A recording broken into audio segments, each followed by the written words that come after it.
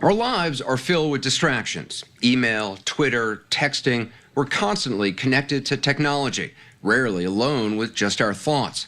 Which is probably why there's a growing movement in America to train people to get around the stresses of daily life. It's a practice called mindfulness, and it basically means being aware of your thoughts, physical sensations, and surroundings. Tonight, we'll introduce you to the man who's largely responsible for mindfulness gaining traction. His name is Jon Kabat-Zinn, and he thinks mindfulness is the answer for people who are so overwhelmed by life, they feel they aren't really living at all. There are a lot of different ways to talk about mindfulness, but what it really means is awareness. Is it being present?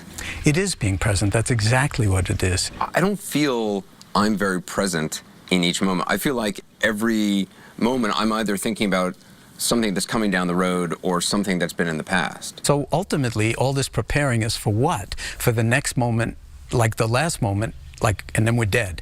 So in a certain way, are we going to experience while we're still alive? We're only alive now. Jon Kabat-Zinn is an MIT-trained scientist who's been practicing mindfulness for 47 years. Back in 1979, he started teaching mindfulness through meditation to people suffering from chronic pain and illness. That program is now used in more than 700 hospitals worldwide. So how can you be mindful in your daily life? When your alarm goes off and you jump out of bed, what is the nature of the mind in that moment? Are you already like, oh my God, your calendar pops into your mind and you're driven already? Or can you take a moment and just lie in bed and just feel your body breathing and remember, oh yeah, brand new day and I'm still alive. So I get out of bed with awareness, brush my teeth with awareness. When you're in the shower, next time check and see if you're in the shower. What do you mean check and see if you're in the shower? Well, you may not be. You may be in your first meeting at work. You may have 50 people in the shower with you. Kabat-Zinn says mindfulness takes practice. A lot of people start with a training class to learn how to meditate.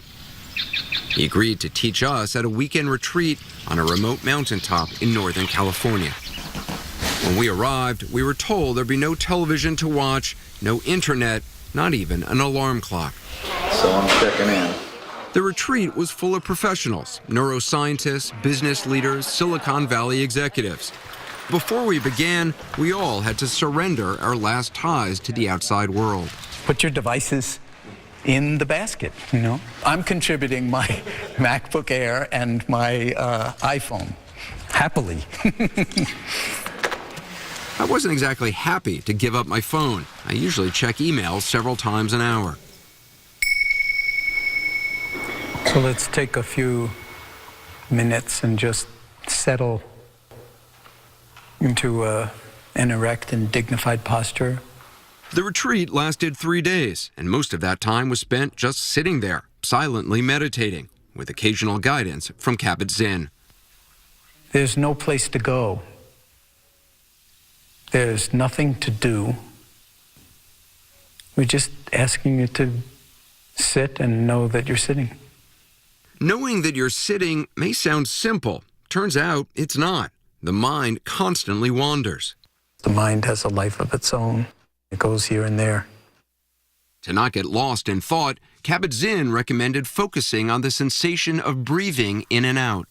Can we actually ride with full awareness on the waves of the breath at the belly, at the nostrils, in the chest, and then simply rest here in awareness?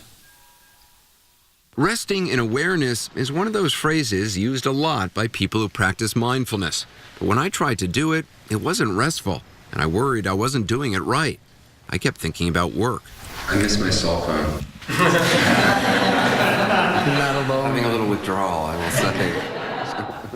Kabat-Zinn, who's written 10 books on mindfulness and led nearly 100 retreats, describes meditation as a mental workout. The mind wanders away from the breath, and then you gently and non-judgmentally just bring it back. So it's okay that the mind drifts away, but you just bring it back? It's the nature of the mind to drift away.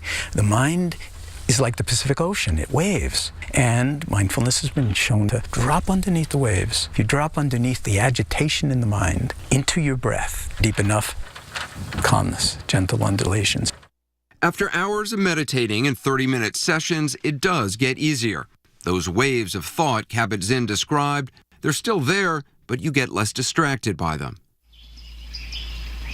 At breakfast, we spent time relearning some of the very basic things in life, including how to eat food.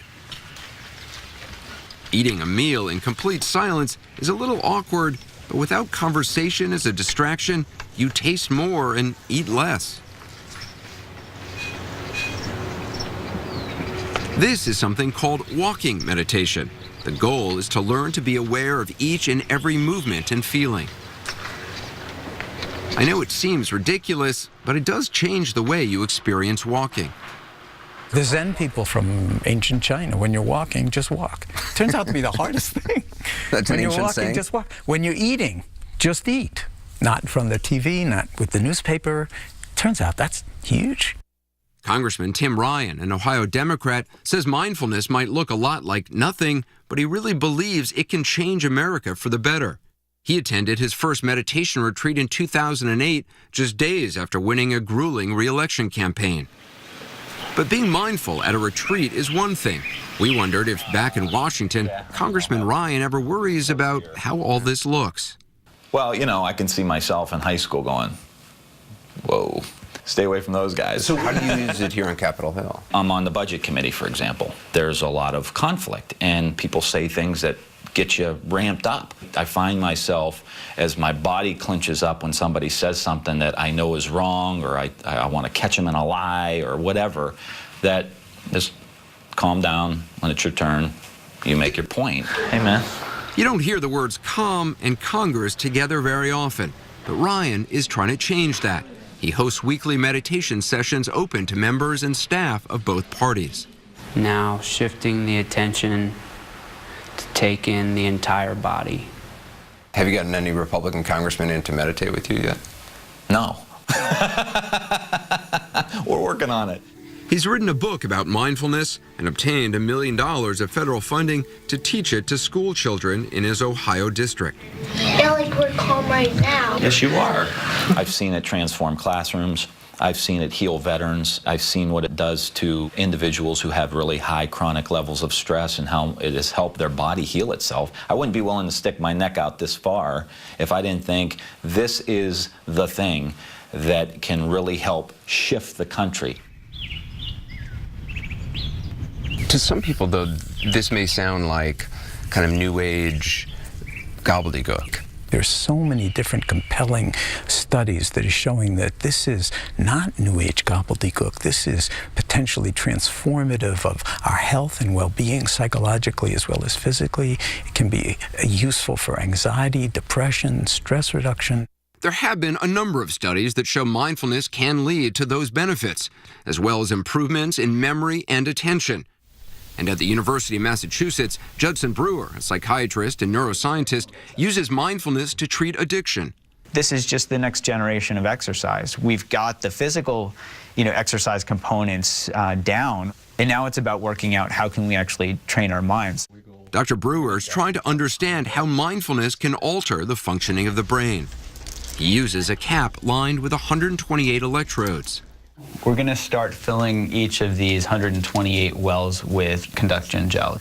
The electrodes are able to pick up signals from the posterior cingulate, part of a brain network linked to memory and emotion. This is all just picking up electrical signal from the top of your head. Since attending the mindfulness retreat, I'd been meditating daily and was curious to see if it had an impact on my brain. We're going to have you start with thinking of something that was very anxiety-provoking for you. Okay. When I thought about something stressful, the cells in my brain's posterior cingulate immediately started firing, shown by the red lines that went off the chart on the computer screen. Just drop into meditation. Okay. When I let go of those stressful thoughts and refocused on my breath, within seconds, the brain cells that had been firing quieted down, shown by the blue lines on the computer. That's really fascinating to see like that. Dr. Brewer believes everyone can train their brains to reach that blue mindfulness zone, but he says all the technology we're surrounded by makes it difficult. If you look at people out on the street, if you look at people at restaurants, nobody's having conversations anymore. They're sitting at dinner looking at their phone because their brain is so addicted to it. You really think there's something in the brain that's addicted to that? Well, it's the same reward pathways as addiction, absolutely. I'm, on mobile devices all day long, and I feel like I could go through an entire day and not be present. And what's that like? It's exhausting. Yeah. So all of this is leading to a societal exhaustion. The irony is many of the people responsible for creating the gadgets that distract us are themselves practicing mindfulness. More than 2,000 people from companies like Google, Facebook, and Instagram showed up earlier this year in San Francisco for a mindfulness conference called Wisdom 2.0. Please welcome our guests. Karen May is a Google vice president, and that's Chade Main-Tun, a former engineer who's become kind of a mindfulness guru. As could only happen at a place like Google, his actual title is Jolly Good Fellow. Which nobody can deny. So what does a Jolly Good Fellow do? My job description is to enlighten minds, open hearts, and create world peace. That's your job description? That's my job description. I've heard that at some meetings at Google, you actually start out with moments of silence. We do. How long do you sit there quietly for? It's literally a minute or two of noticing your breathing, calming yourself down, being present, and then you're able to go into the meeting, the business at hand, with a little bit more focus. Does it make people more productive? Yes, it does. When the mind is unagitated, when the mind is calm, that mind is most conducive to creative problem solving. To innovate. Correct. And one of the powers of mindfulness is the ability to get to that frame of mind on demand. So, along with their free health clubs and other company perks, Google now offers their 52,000 employees free lessons in mindfulness. In the middle of stress, when everything's falling apart, you can take one breath. I can imagine some people rolling their eyes and saying, oh, come on, of course, Google, you guys have tons of money, and there's massage therapists walking around and all sorts of nice things for employees, but it just doesn't seem practical. The advantage of this is it actually doesn't cost anything and it doesn't take much time. And you believe it really works? I absolutely believe it works. After nearly 4 decades of teaching mindfulness, John Kabat-Zinn is happy to see it hitting the mainstream. But if you're starting to think mindfulness is something you should start practicing, he says you may be missing the point. It's not a big should. It's not like, oh, I got to now one more thing that I have to put in my life. Now I have to be mindful, And if it becomes that one more thing they got to do after they take the yoga class. Just don't do it. Don't do it. It's not a doing at all, in fact. It's a being, and being doesn't take any time.